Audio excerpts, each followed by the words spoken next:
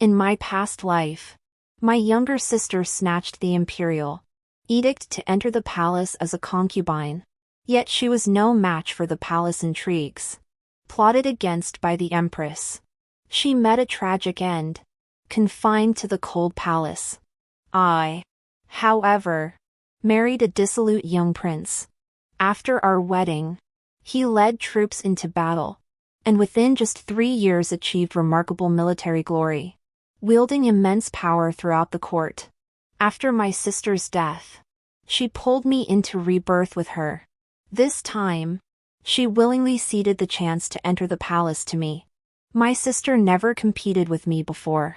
This time, I want her to enter the palace and enjoy its comforts. I'll marry the frivolous crown prince myself. She doesn't know the crown prince is a complete fool. In my past life, his military campaigns were undefeated only because I commanded from the tent. Mastering Sun Tzu's art of war, an imperial edict arrived at the palace, ordering the Song family to select a daughter for the court.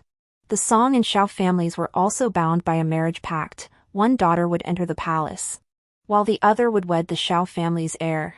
Father sat upon the high dais, his gaze fixed on me and Song Nanji. Which of you two wishes to enter the palace as a consort? Everyone knew Shao Qingyi, the heir of the Shao family, was the capital's notorious playboy, ambitionless, surrounded by concubines, never a day without visiting the Spring Breeze Pavilion. But becoming an imperial consort? If one could win the emperor's favor, it meant untold wealth and glory. In my past life, my younger sister Song Nanji beat me to it. She claimed her beauty surpassed mine, that she would surely win the emperor's favor in the palace. She even promised father that she would then lead the Song family to ever greater heights. Father was charmed by her words. Without even asking me, he directly granted her the right to enter the palace. This time, Song Nanji spoke up before me again. But what she said was, "Sister has never competed with me. This time, I wish for you to enter the palace and enjoy its blessings. I will marry the dissolute young master myself." At these words, my eyelashes fluttered slightly, and I knew Song Nanji had also been reborn. Yet father, seated on the high dais, suddenly lost his smile. "Nanji, matters of life and death are not to be trifled with." He then turned his gaze to me. "Qian Yun, what do you say? Would you rather enter the palace or marry Shao Qingyi?" In that instant, I suddenly understood. Father seemed to be letting us choose. But in truth, he already had the standard answer in mind. He knew that given Song Nanji's personality, she would definitely choose to enter the palace. As long as she spoke up, he would agree. My choice, however, was completely irrelevant. But unfortunately, he didn't know that Song Nanji had been reborn, and so had I. I knew Song Nanji would never choose the palace this time. So why not play along? Choosing what father wanted would at least leave him with a favorable impression. I deliberately smiled at Song Nanji. "Sister, stop being so foolish. With your fair skin and beauty, you were born to enjoy the comforts of the palace. You couldn't endure the hardships of being neglected by Prince Shao." Song Nanji shot me a fierce glare. "Song Qianyun, don't think I'm unaware. The palace is treacherous. I might not outmaneuver those concubines.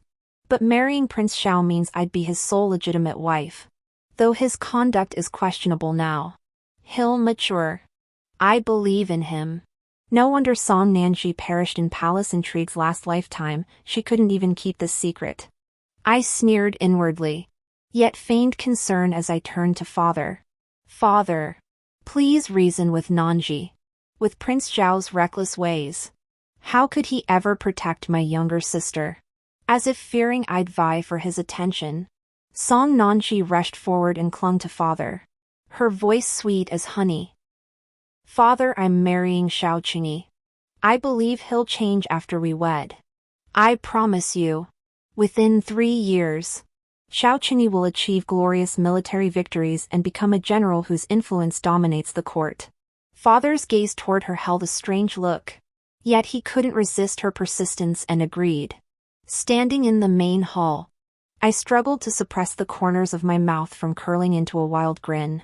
Song Nanji only knew that in her past life, she was inept at palace intrigue, schemed against by the Empress Dowager, and met a tragic death in the cold palace. She also knew that the Xiaoquni I married achieved glorious military exploits in just 3 years, wielding immense power over the court. What she didn't know was that Xiaoquni was a complete fool. The reason our campaigns in the previous life were undefeated was entirely because I commanded from the tent, masterfully applying Sun Tzu's art of war. The day I entered the palace was also the day Song Nanji married Xiaoquni. The entire estate bustled with preparations for Song Nanji's wedding, leaving only my personal maid, Yu Huan, to accompany me as we awaited the palace carriage. The imperial carriage and Xiaoquni's wedding procession arrived almost simultaneously. Just as I was about to board, Song Nanji called out to me, "Sister, this parting may mean we never meet again. I wish to share a few heartfelt words with you." I turned back, gazing at Song Nanji adorned in her phoenix crown and bridal robes, and walked toward her.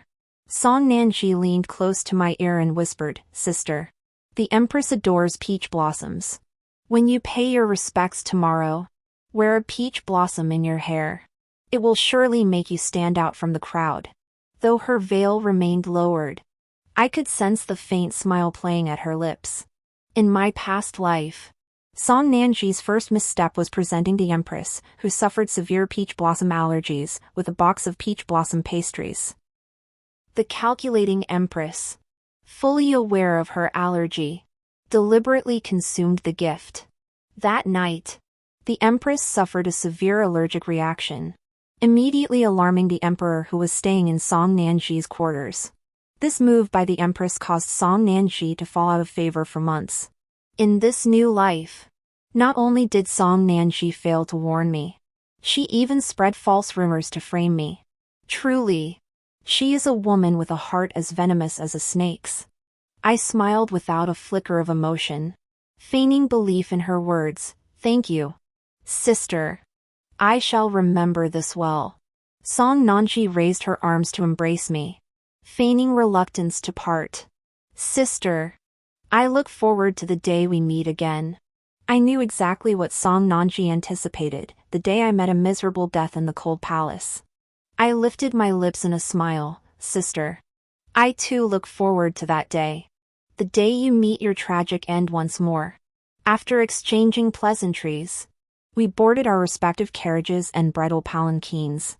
The palanquin carrying Song Nanji turned left, accompanied by a 10-mile procession of red wedding decorations, the clanging of gongs and drums filling the air with festive noise. My carriage heading to the palace turned right, cold and desolate, with only Yu Huan by my side to share in my joy. In my past life, Song Nanji frequently wrote letters home, most filled with slander about the other consorts in the harem. On the day of her brutal death, my parents brought that drawer full of letters to the general's residence, urging me to avenge Song Nanji. Just as I finished reading every letter and prepared to petition the court the next day to investigate Song Nanji's death, she pulled me along with her into rebirth. I never imagined that upon rebirth, her first instinct would be to push me into the abyss. How absurd it was of me to ever feel sympathy for her. Still, I must thank those letters for granting me intimate knowledge of the palace's concubines before I even entered the palace. The harem's factions now stand divided into 2 camps: the Empress and all the other concubines. Why do I say this?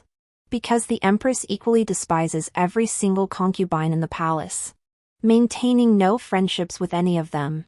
Yet her maternal clan wields immense power. No matter how fierce the intrigues, no one dares truly challenge her. The first step upon entering the palace is learning to choose sides. Should I join the other consorts in opposing the Empress? Or, like Song Nanji, pin my hopes on an emperor I might not see for weeks? I find it better to take a risk and try to win over the Empress herself.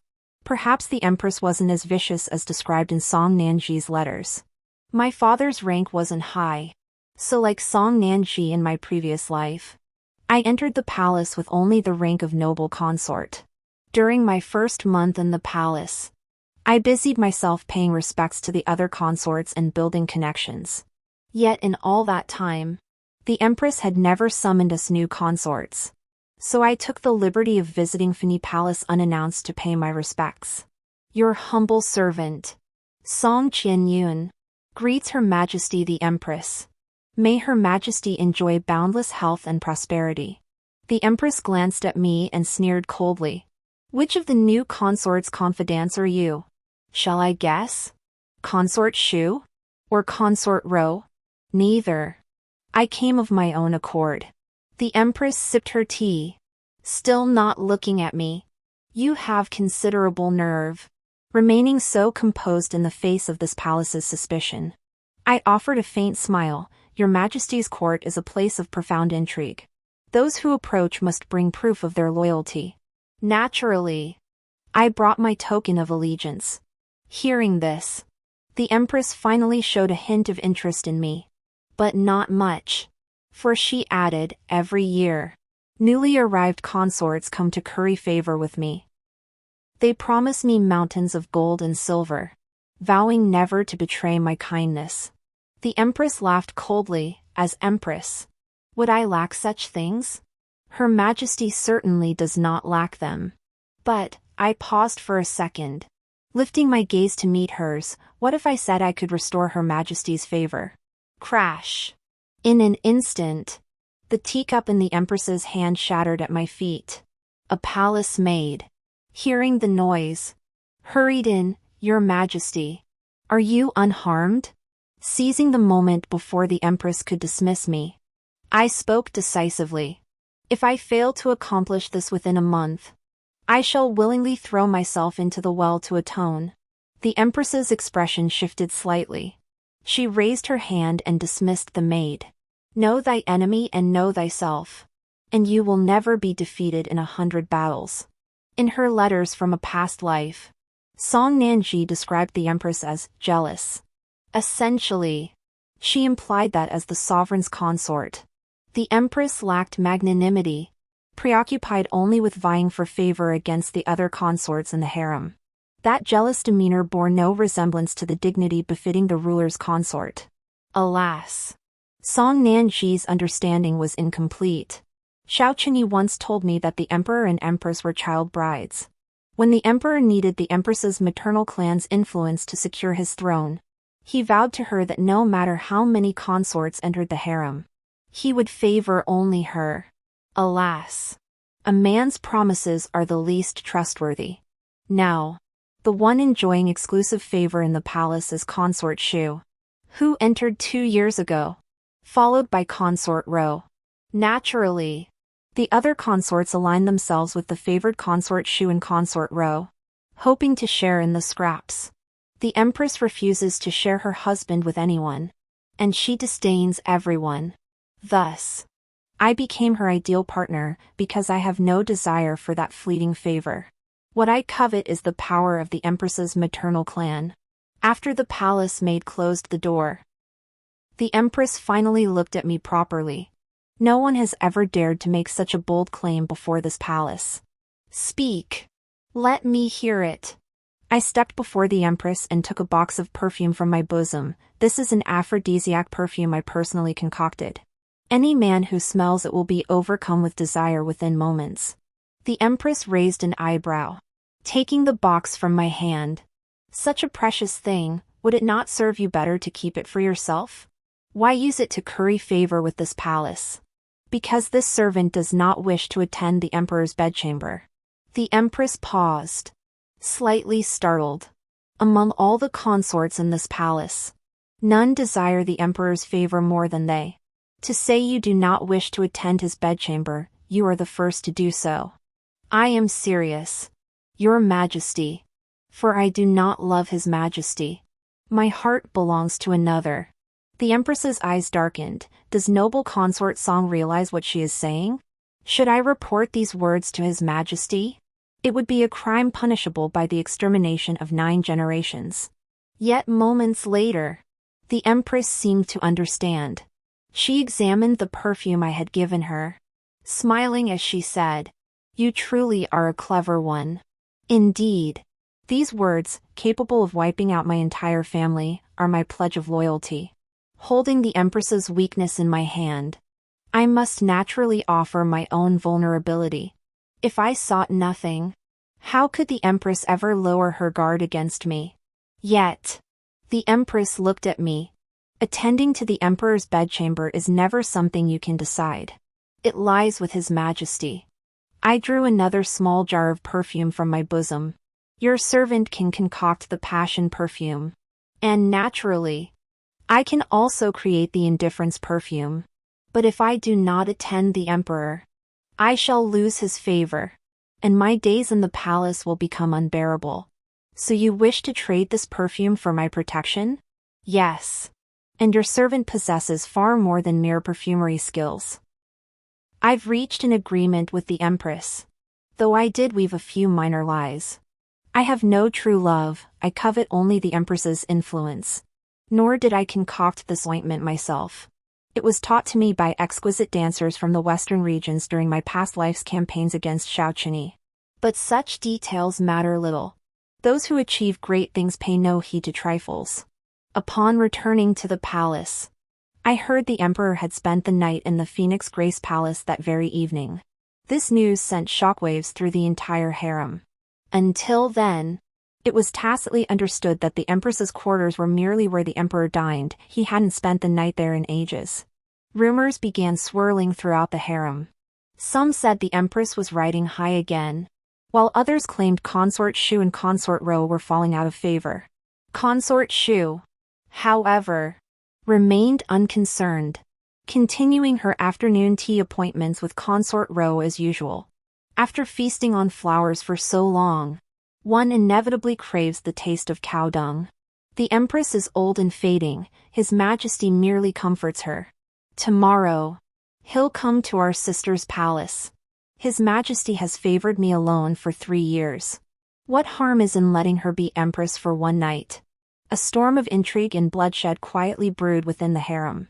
For the next day, His Majesty remained overnight in the Phoenix Grace Palace. Not just the next day, His Majesty stayed for over half a month. The entire harem erupted. Some disfavored consorts began shifting allegiances, currying favor with the empress. But the empress paid them no mind, seeing only me. Over time, I became the empress's favorite. Those who couldn't win her favor turned to flattering me instead. Each day, I would tell these consorts motivational stories to brainwash them, exchanging them for jewels and silver. After all, sending a letter home was quite costly. That's why Song Nanji could afford to send so many letters back in her previous life. Her parents must have secretly subsidized her. But now, over 2 months after entering the palace, not a single letter had arrived from home. I was still curious about Song Nanji's married life, so I took the initiative to write home, inquiring about her well-being. The reply arrived within 2 days of sending my letter. It was from Song Nanji herself. In her letter, she asked, "Have I been summoned to the emperor's bedchamber? Have I presented peach blossom pastries to the empress? How are my relations with the other consorts?"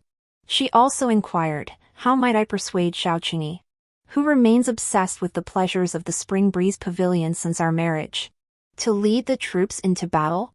I burned the letter immediately after reading it and never replied home again. After a period of being fawned over by the other consorts, the long-disgraced noble Consort Shu paid a visit to my humble courtyard. "So you are Song Qianyun?" Not much to look at.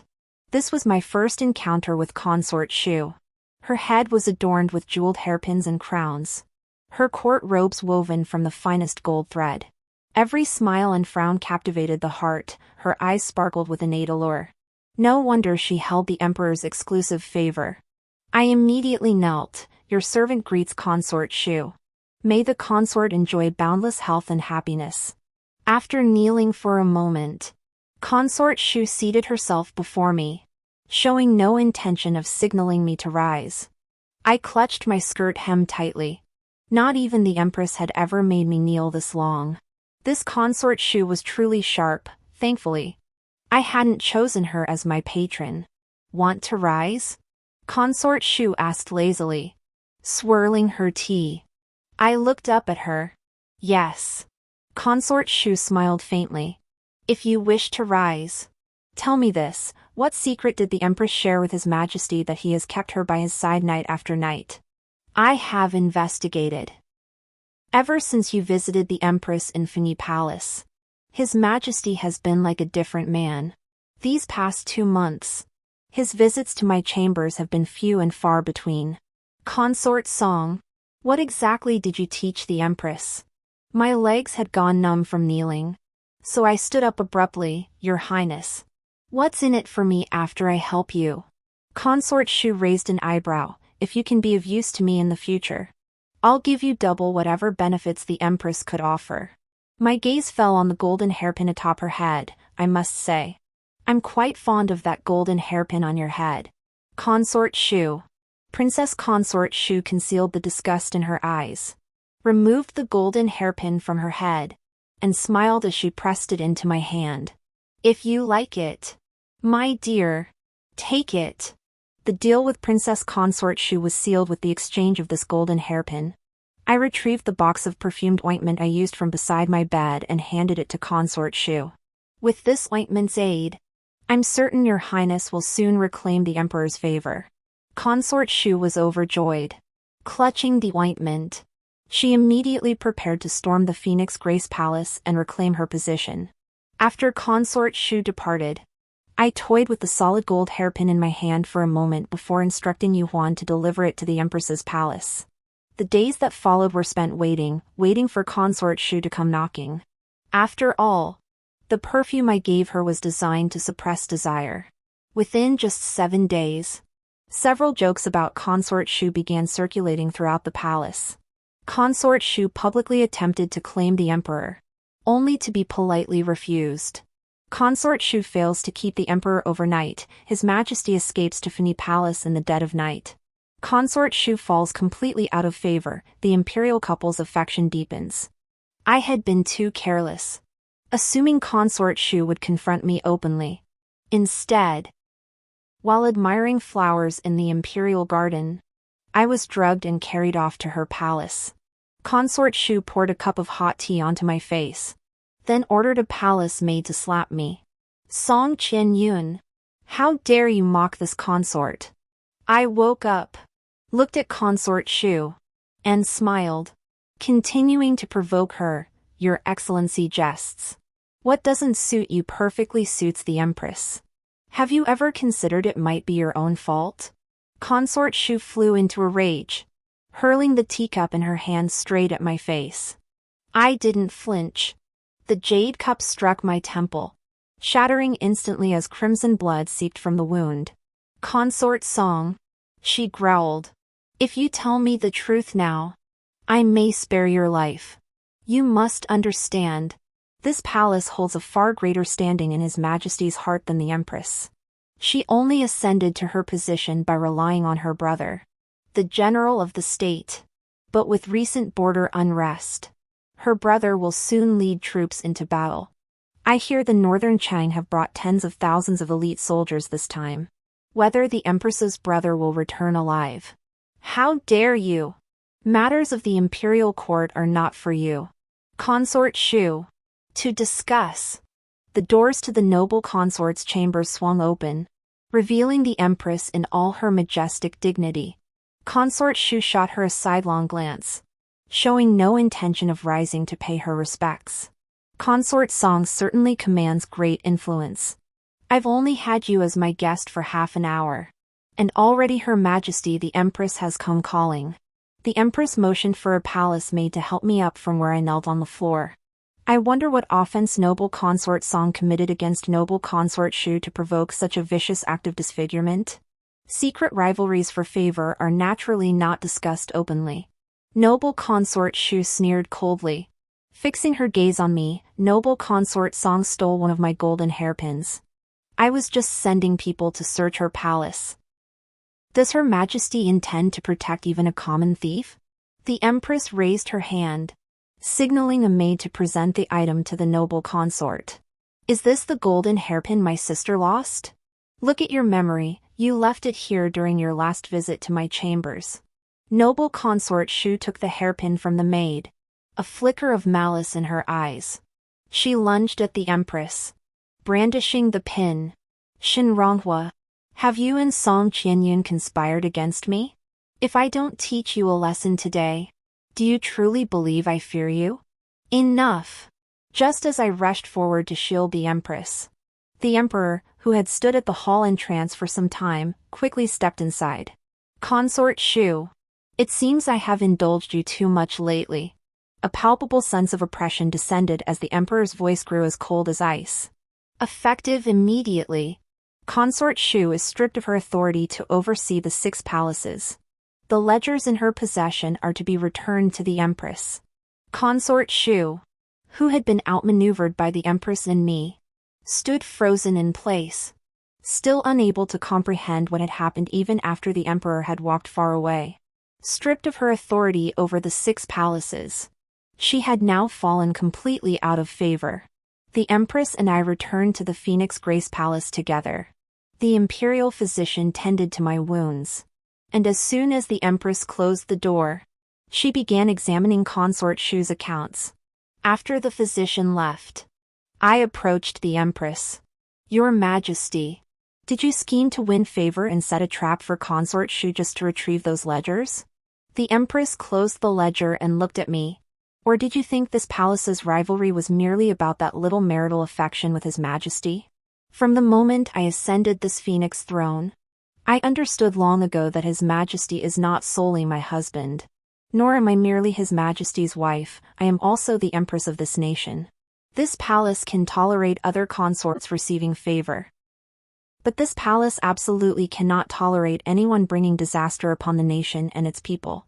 I drew a deep breath, grateful I hadn't fully trusted the contents of Song Nanji's letter. A woman of such profound wisdom, how could I possibly understand how Song Nanji had perished at the empress's hands in my previous life? The empress continued, as Consort Shu mentioned. My eldest brother, General Shin Jingchuan, also informed me this border conflict is no simple matter. This time, it is not merely the northern Chang who have launched an attack against our Jing kingdom. They have also allied with the kingdoms of An and Wu. This campaign will result in either a resounding victory or the utter ruin of our nation. The Empress Dowager's brows furrowed deeply, with the front lines strained. Provisions are paramount. Yet since Consort Shu assumed control of certain palace affairs, the court's expenditures on food, clothing, and daily necessities have grown increasingly extravagant. Therefore, I shall now audit Consort Shu's accounts, clawing back every ounce of gold and silver she swallowed whole. The Empress opened the ledger once more, then seemed to recall something. Ah, did you know your sister's husband, Xiao Qingyi, the heir of the Xiao family, has volunteered to lead troops alongside the general of the nation in this campaign? I was slightly startled. Alongside the general of the nation? In my previous life, Xiao Qingyi had insisted on leading troops at my urging, but fearing others would see him as a fool, we hadn't followed the general of the nation, nor did the alliance between Beiquang, Angua, and Wugua mentioned by the Empress ever materialize in that past life. So in this life, after Song Nanji and I swapped life trajectories, other events have also changed? As the Empress pored over the ledger day after day, I stood beside her, brewing tea. The more she examined the ledger, the angrier she grew, smashing several teacups in her frustration. I carefully wiped her hands with a handkerchief. Your Majesty, please calm down. Fortunately, Consort Shu's family is wealthy, they can cover the deficit. They can cover it. The ledgers never reached the Emperor's desk. Consort Shu covered the entire shortfall. Yet now, only a single hairpin adorns her head. The Empress secretly stored all this silver in Fengyi Palace. I asked why she didn't deposit it into the imperial treasury. The Empress replied, Jianyun, in this world, the only one you can truly rely on is yourself. This campaign drags on. When His Majesty can no longer sustain the war's demands for provisions, I shall be my elder brother's pillar of support. The battle raged for over 3 months. Only when news of the first victory arrived did the Empress's anxious heart finally settle. As I inquired about Xiao Qingyi's details, the Empress slammed her hand hard on the table. Just talking about your brother-in-law makes me furious. My brother says he's a useless fool who knows nothing but brute force tactics. I have no idea why he even requested troops. If my brother hadn't been there, he'd have been buried alive by now. It seems Xiao Qingyi remains as consistent as ever, just like in my previous life. By the way, Qian Yun, following our great victory in the first battle, His Majesty has decreed a spring banquet in 3 days. You shall accompany this Empress, and it will also be an opportunity to meet your sister. I felt both flattered and a bit overwhelmed. I had already heard about the spring banquet yesterday, but my rank was too low, and I feared causing the Empress trouble, so I hadn't spoken up. For such an occasion, this humble servant's rank is likely insufficient. Isn't it? The Empress placed a bowl of chicken soup from the kitchen before me. What is there to fear? With this palace protecting you, who dares utter a word against you? A sudden pang of emotion welled up in my throat, and a tear slipped from the corner of my eye. So this is what it feels like to be cherished. How wonderful it would be if the Empress were my sister. At the spring banquet, this was my first encounter with Song Nanji since entering the palace half a year ago. Seated beside Xiao Qingyi, she regarded me with unmistakable arrogance. Song Nanji knew I hadn't been promoted since entering the palace, and I knew her husband, Xiao Qingyi, had won a decisive victory. Song Nanji covered her mouth and smiled at me. Sister, have you been traveling? This is the spring banquet. A 6th-rank consort like you has no right to attend. I ignored her and walked straight toward the Empress. The moment I took my seat beside the Empress, the smile on Song Nanji's face suddenly froze. Her brows furrowed, her expression filled with confusion. Throughout the entire spring banquet, I enjoyed myself immensely. I tasted the rare lychees and admired the stunning swan dance performed by the Kingdom of Jing's foremost dancer. Only after being coaxed by the Empress to drink several cups of plum blossom wine did my head begin to spin. Your Majesty, this humble servant cannot hold her liquor. Might I be excused? The Empress, observing my dazed state, chuckled. Honored Consort Song, please retire to your chambers to rest. Seeing you like this, it seems you truly can't handle a single cup. Just as I was being escorted away from the spring banquet by the palace maid Yu Huan, Song Nanji also departed. Song Qianyun. In the corridor not far from the spring banquet, Song Nanji intercepted me. She regarded me with haughty disdain. I never expected you to survive and to ingratiate yourself with the Empress. Truly surprising. Seeing Song Nanji sobered me up considerably. I no longer needed Yu Huan's support to stand steady. Yu Huan. I need to speak with her. Wait for me nearby. After dismissing Yu Huan, I confronted Song Nanji directly. You've been reborn, haven't you? Song Nanji gasped. How did you know? I chuckled softly, because I reincarnated too. But one thing puzzles me, the Empress is such a good person.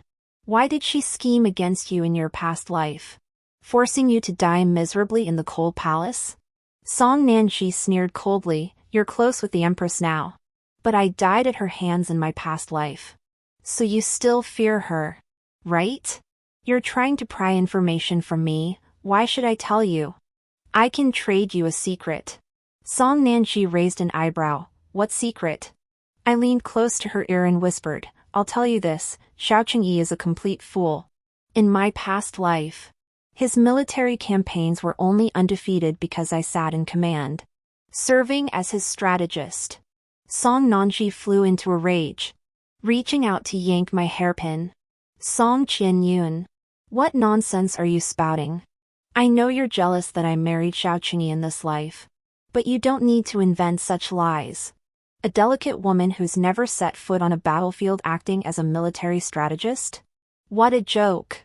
I let her rage without resistance. Because I saw the empress approaching us. A palace maid beside the empress shoved Song Nanji aside. Who are you? You wild girl? The harem's consorts are not for you to lecture. Song Nanji was about to erupt in fury. But upon recognizing the figure behind her as the empress, her face flushed crimson with suppressed rage. She dared not utter another word. The empress shot her a dismissive glance. Consort Song is under my protection. If you have grievances against her, address them to me. Perhaps because she had died at the empress's hands in her previous life. Song Nanji was visibly shaken, stammering out a few words. She quickly took her leave. The empress snorted lightly. That sister of yours. She bears no resemblance to you at all. Indeed. Song Nanji had been raised in luxury and favor. Naturally, I bore no resemblance to her. After their initial defeat, the northern Chang, En, and Wu nations abandoned pretense. The three kingdoms launched a joint assault against the Jing kingdom. Xiao Qingyi performed well in the initial battle. So the emperor, just as in my past life, dispatched him to fight the northern Chang. Song Nanji, mirroring my actions from my previous existence, volunteered to accompany the army. In my past life, I joined the army to command the battles. But her? I had no idea what she intended to do. After the Jing kingdom's army departed, I remained by the empress's side day after day, fearing I might miss even a single piece of news from the front lines. That day, the empress's complexion was poor. My heart skipped a beat the moment I entered the Phoenix Grace Palace. Your Majesty. Has news from the front arrived? The empress sighed. Xiao Qingyi's 8,000 elite troops, half were slaughtered by the northern Chang. Fengling City has fallen. I drew a sharp breath. In my past life, it was from Fengling City that Xiao Qingyi began his losing streak, surrendering 3 cities in succession. Only when he could bear it no longer did he finally heed my strategies. Then, leading him in a counterattack, we not only reclaimed those 3 lost cities but also captured several northern Chang strongholds in quick succession. That year, the northern Chang suffered a crushing defeat. Xiao Qingyi returned in triumph, and I said not a word, letting him claim all the glory. The following year, he led his troops again to attack the western regions. Yet he was utterly bewitched by 2 exotic beauties presented by the western regions, nearly betraying his country. It was only by risking my own life that I pulled him back from the brink, securing the western regions. It was also there that I learned of the emotion-stirring incense and the heartless incense, mastering their concoction methods. From that point onward, Xiao Qingyi never suffered defeat again, his military achievements even surpassing those of the state-guarding general, Xin Jingchuan. But today, I cannot fathom how many cities Xiao Qingyi might lose. The horrors of the northern Chang's massacres after capturing cities in my past life remain vivid. No one spared. Not even the elderly or children. The northern Chang laughed as they slaughtered, saying, "The blood of our Jing people flowing out is truly a sight to behold." At this thought, a fine sheen of sweat broke out on my forehead, and my eyelashes trembled uncontrollably. The empress took a handkerchief and dabbed my brow. "Qian Yun, what's wrong? Are you feeling unwell?" I grasped the empress's hand. "Your Majesty, do you know what the consequences of Xiao Qingyi's defeat would be?" The empress pondered. "The loss of Jing Kingdom's southwestern cities." Not just that. I produced paper and ink, sketching a map of the 3 generals' campaign routes for the empress. "Your Majesty, do you see? Should Xiao Qingyi fall, the northern Chang will encircle General Shen from behind, with An Kingdom to the front and northern Chang to the rear. General Shen's forces will be trapped in the middle, even with 3 heads and 6 arms. He could not prevail in such a chaotic battle. Your Majesty, you know Xiao Qingyi is a complete incompetent. Unless heaven takes pity on him, he cannot win." The empress's expression darkened. "Then what should be done?" Xiao Qingyi has already led his troops into battle. We cannot simply recall him by the emperor's command. Besides, the harem must not meddle in state affairs. This would be a direct challenge to the emperor's authority. I looked at the empress. My words firm and deliberate. I have studied thousands of military treatises since childhood. If your majesty could secretly place me within Xiao Qingyi's army, I would lead him to victory in this campaign. The empress's brow furrowed deeply. Qian Yun. This is a capital offense. Moreover, commanding troops is a man's duty. Though you've read military texts, you may not be capable. I cut her off. Your majesty, you are a woman. Do you truly believe women are inferior to men? The empress fell silent. This is a capital offense. She murmured. But is the death of a nation and the ruin of homes not death itself? Your majesty, I pleaded. I have seen the suffering of the common people. I cannot bear to witness it again. The empress fell silent once more. This time, her silence signified consent. The empress and I spent several more hours devising our plan. Once finalized, Her Majesty immediately dispatched servants to arrange my departure from the palace. I seized the moment to return to the palace, changed into lighter attire, and had all the treasures I'd hoarded over the past half-year carried to Fini Palace. What is this? The Empress asked, pointing at my large chest. These are the offerings I've swindled from the other consorts over the past 6 months. I opened the chest, revealing an array of rare treasures, all tuition fees paid by the consorts on how to win the Empress's favor. I had intended this chest for my retirement. But now that I'm heading to the front lines, I'll place it alongside Your Majesty's supplies. Should you go hungry, I hope Your Majesty will feed me promptly. After a grueling journey of over 10 days, I finally reached Jiangning City. By then, Xiao Qingyi had already lost 4 cities. The citizens of Jiangning were suffering terribly, their sleep shattered day and night by the constant roar of battle. By the time I arrived, both Xiao Qingyi and Song Nanji had vanished without a trace. I'm the military strategist dispatched by General Shen. Who here is the deputy commander? I raised the Shen family token given by the Empress, shouting at the chaotic troops. A sturdy youth stepped forward from the ranks. I am. Where is Xiao Qingyi? I demanded.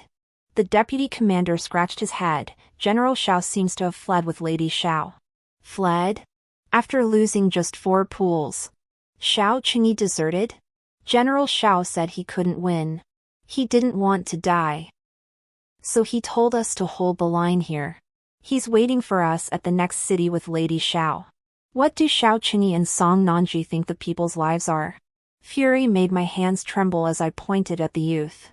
Since you're not afraid to die, starting today, you're the commander. The youth looked frightened, waving his hands.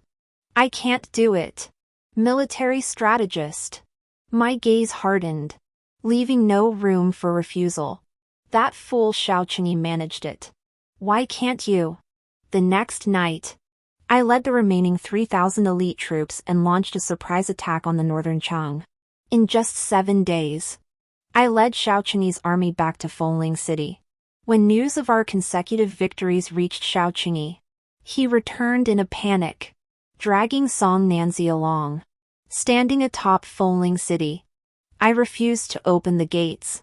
Song Qianyun, have you come to rescue us? I'm your sister. Open the gates! Song Nanzi cried, her face gaunt and exhausted beneath the city walls. I am Commander Xiao Qingyi. Open the gates at once. Standing atop the gate, I summoned the new commander, Meng Jiuan. Xiao Qingyi, the moment you abandoned the city and fled, you ceased to be commander, you became a deserter. I signaled Meng Jiuan to seize Xiao Qingyi. I knew Xiao Qingyi's martial prowess well. He excelled at horseback archery. But in close combat, he couldn't match Meng Jiuan. Sure enough, after a few rounds of fighting, Xiao Qingyi begged for mercy. Meng Jiuan looked up at me and asked, military strategist, How shall we proceed? I declared loudly before everyone present. The deserter Xiao Qingyi has been captured. Immediately imprison him. Xiao Qingyi's eyes blazed with defiance. I am the heir of the Xiao family. A royal relative. You. A mere concubine from the harem, what right do you have to imprison me? Song Nancy chimed in from the side. Exactly. Song Qianyun. Escaping the harem is already a capital offense. Release Qingyi and me, and we won't report your escape to the emperor. I gave a cold laugh. Silly sister. Why do you think I'm locking you both up? Far from the emperor's reach. Xiao Qingyi and Song Nancy couldn't even escape Fengling City's dungeons. How could they report to the emperor? In the dungeon, I met with Song Nancy alone. So now you believe Xiao Qingyi is useless? Doubt still flickered in Song Nanji's eyes. Did you truly reincarnate too? I smiled at her. Indeed. The moment you willingly ceded your right to enter the palace to me, I knew we'd both been reborn. Song Nanji. Did you think swapping lives with me could swap our destinies? You're wrong. Song Nanji. Destiny is always in one's own hands. Even if you lived 100 lifetimes over, you'd never live yours well, because you're both foolish and wicked. Now the entire army answers to me. If I kill you, I'll report back to the emperor that you were abducted and tortured to death by the northern Chang. Do you think the emperor or our parents would ever learn the truth of your death? Song Nanji was genuinely terrified. She clutched my robe tightly, her eyes reddening. Qian Yun. We were sisters once. You wouldn't kill me, would you? I drew my dagger, pressing its back against her throat. Tell me exactly how you died in our past life. I might consider sparing your worthless life. I never imagined that after historians falsified history, now Song Nanji would forge family letters. In her past life, Song Nanji colluded with Consort Shu upon entering the palace. Knowing the empress suffered from peach blossom allergies, she disguised peach blossom pastries as plum blossom pastries. This caused the pregnant empress severe allergic reactions, nearly resulting in a miscarriage. Yet in her fabricated letter, she claimed ignorance of the allergy, framing the empress as deliberately consuming the pastries to frame her. Upon receiving these letters, her parents, believing her suffering in the palace, sent silver to the palace every few days. Later, the empress gave birth to a prince, while Consort Shu struggled to conceive. Half a year later, Song Nanji also conceived a royal heir. The two conspired once more, plotting to poison the crown prince and have Song Nanji's child adopted under Consort Shu's name to inherit the crown prince's position. Yet Song Nanji underestimated Consort Shu's cunning. When the plot was exposed, Consort Shu shifted all blame onto Song Nanji. Such royal scandals were naturally suppressed from public knowledge. The emperor, mindful of Song Nanji's pregnancy and unwilling to lose another heir after the death of his son, merely confined her to the cold palace. The agony of losing her child haunted the empress daily. Finally, on the very day Song Nanji gave birth to a princess, she sent someone into the cold palace to force Song Nanji to drink a cup of poisoned wine. Song Qianyun. In this life, you were merely lucky to have chosen to rely on the empress. Had you chosen Consort Shu like I did, you would have died long ago. How could you have lived to see this day? I scoffed. I did indeed choose between the empress and Consort Shu. But that day, when the empress, enraged, hurled her teacup at my feet instead of my body, I knew I had chosen correctly. I sheathed my blade, ready to leave. Song Nanji. I won't kill you, but you have deserted your post. When we return to the capital, others will deal with you. And what about you? Song Nanji shouted at me. You, a mere palace consort, dared to sneak into the army. Do you think you'll survive? At least this life of mine has been more splendid than yours. Song Nanji would never know that I never envied her, only Xiao Qingyi. Even if Xiao Qingyi spent his days indulging in women and doing nothing, when he wanted to lead troops into battle, An elite army would still be waiting for him. I envied how free the men of this world were. While I had only two options, enter the palace as a consort or marry. Half a year passed in the blink of an eye. After I led Meng Jiuan to capture several cities in northern Chang, disastrous news arrived from the imperial capital. Withdraw the troops immediately and return to the capital? Are you certain this is the emperor's decree? Meng Jiuan frowned. Yes. General Shen's campaign against Anghua and General Zhou's against Wuguo have both employed delaying tactics. After half a year, they've only captured 2 cities. Their supplies are running low. Combined with this year's natural disasters across the realm, the treasury is nearly depleted. At this rate, we may not be able to continue the campaign. Moreover, Meng Jiuan paused. Moreover what? Moreover, An and Wu have proposed that if Jing kingdom cedes. Meng Jiuan glanced at me. The 12 cities we recently captured in Beicheng, along with the 8 cities from Fengling to Yangping, they will agree to a ceasefire and offer 100,000 taels of gold. I clenched the blade in my hand. Did that dog emperor agree? He agreed? What about the empress? What does the empress have to do with it? I serve the empress alone and obey only her commands. I shall write the letter now. You deliver it by swift horse to the palace, directly into the empress's hands. Meng Jiuan seemed to want to say something, but knowing I had my own plans, he held his tongue. On the day the empress's reply arrived, I captured another city in Beikong. Have no worries. I shall handle both the emperor and the supplies. After receiving the empress's approval, I burned the imperial edict. General Meng, what if we conquer all of northern Cheng? By attacking the enemy's rear flank and pincering them from the side, we could reinforce General Shen. Might that shorten the entire campaign? Meng Jiuan nodded. It's a good plan. But northern Cheng won't fall easily. The first assault might prove difficult. I replied. But this is my second attempt. I know every weakness in northern Cheng's warfare. 3 months. That was the promise I made to Meng Jiuan. After all, the empress's provisions were limited, and the most difficult battle still lay with General Shen, one that required cunning. 3 months later, I presented the severed head of the northern Chang ruler before the commander of the Yin kingdom. Will you continue fighting? If the Yin kingdom chooses to surrender, sign the treaty to cease hostilities, and the Jing kingdom will spare your lives. A mere Jing kingdom. Speaking so boldly, the Yin kingdom, arrogant and defiant, would never surrender. Their commander raised his spear and charged straight at me.